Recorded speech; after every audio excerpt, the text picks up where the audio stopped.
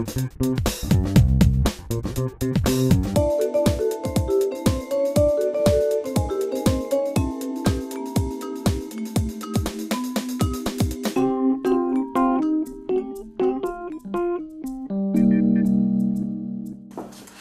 que vous êtes content de votre député junior? Oui. Bon, est-ce que le député junior il est content de ses électeurs pour l'instant? Ouais. Bon, c'est bien, c'est bien, c'est bien. Alors mon cher collègue, je suis encore une fois très content de venir dans votre circonscription. La circonscription, c'est la classe. Et je suis prêt évidemment à répondre à toutes vos questions. J'ai vu que vous aviez bien travaillé, que vous m'aviez envoyé une liste de questions que vous souhaitiez me poser. Donc moi je suis à votre disposition pour répondre à vos questions. Monsieur le député maire, nous sommes heureux et honorés de vous recevoir dans notre classe. Nous gardons un excellent souvenir de notre visite à l'Assemblée nationale. Nous vous remercions de votre présence parmi nous afin de répondre à nos questions et nous espérons que vous passerez une bonne matinée en notre compagnie. Merci beaucoup. Merci beaucoup. Moi aussi, je suis très content d'être parmi vous et je regrette bien le temps où je passais plus de temps sur les bancs des écoles. Lorsque vous êtes présent à l'Assemblée nationale, comment s'organise votre journée? Quel est votre emploi du temps? J'arrive en général à l'Assemblée le mardi matin. Alors, le mardi matin, il y a, en général, il n'y a pas de séance dans l'hémicycle. Il peut y avoir des réunions de commissions permanentes où on travaille sur des projets de texte, où on accueille des personnes qui viennent discuter avec nous de tel ou tel problème, comme par exemple le réchauffement climatique ou des choses comme ça, pour nous informer. Ensuite, à 10h30, il y a toujours le mardi une réunion du bureau du groupe socialiste. Entre midi et 2, il y a beaucoup de groupes de travail sur l'école, sur la ruralité. Alors, en fonction de nos centres d'intérêt, on se réunit, on essaye de manger. C'est pas toujours, mais en général, on y arrive quand même. Et puis après, à 15h, séance des questions au gouvernement, que vous avez déjà vu. Puis à 16h, la session de l'après-midi. Et là, on est en séance pour le texte qui est en cours de débat. Ensuite, il y a une interruption à 19h30 et on reprend à 21h30 la séance. Voilà. Ça, c'est le mardi. Et le mercredi, c'est presque pareil, sauf que le matin, il y a une réunion obligatoire de commission et ensuite, ça se redéroule de la même façon. Voilà. Et puis le jeudi matin, pareil. Et en général, je rentre le jeudi soir à Havane.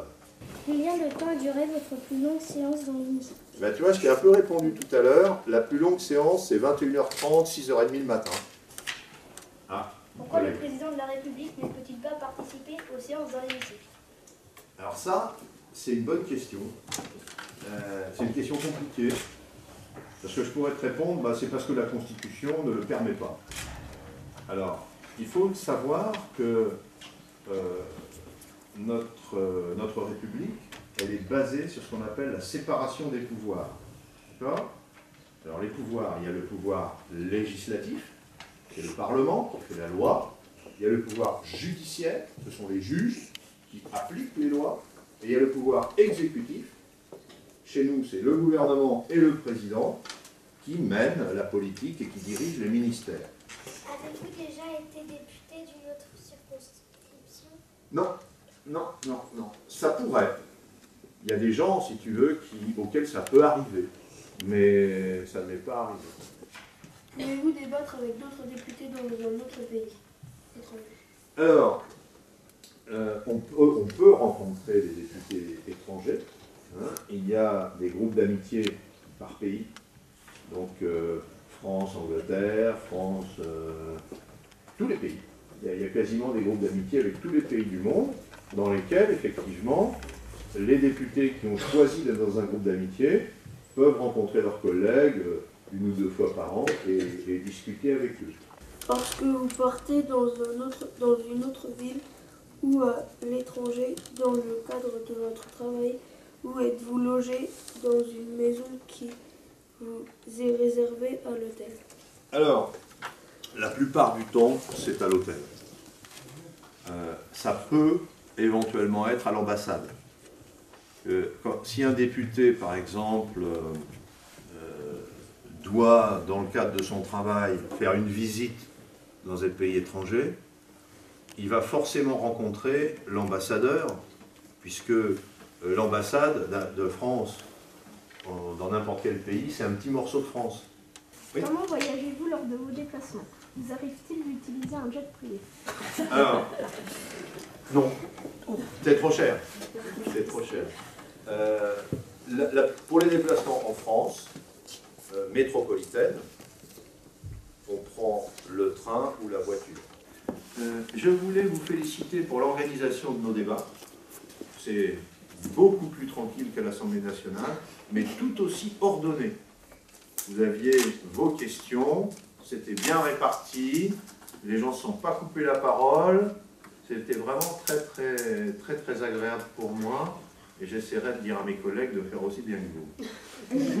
Donc, et puis, pour terminer sur une petite note personnelle, vous avez énormément de chance d'être à l'école.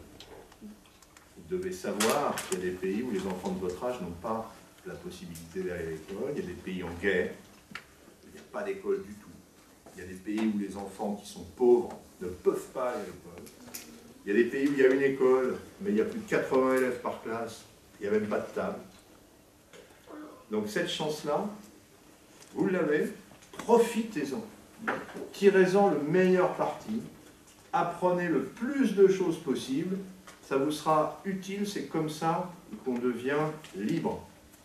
Donc on compte sur vous, le temps passe plus vite que vous ne le croyez. Moi j'ai l'impression que c'était hier, j'étais à votre place, je connais encore le nom de tous mes professeurs d'école.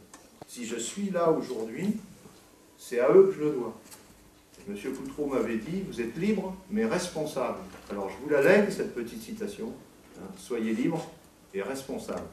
Et merci à vous de bien profiter de l'école de la République. Et à vos professeurs de vous y aider. Merci et bonne journée.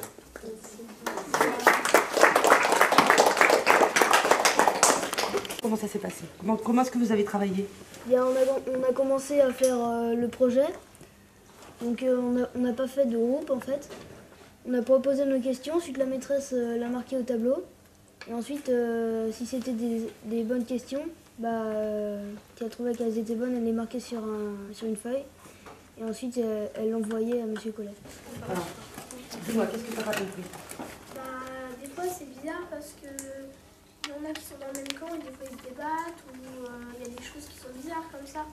Donc après voilà, moi je comprends pas. Je trouve ça bizarre. Mais en grandissant, tu vas voir que c'est un peu compliqué la politique.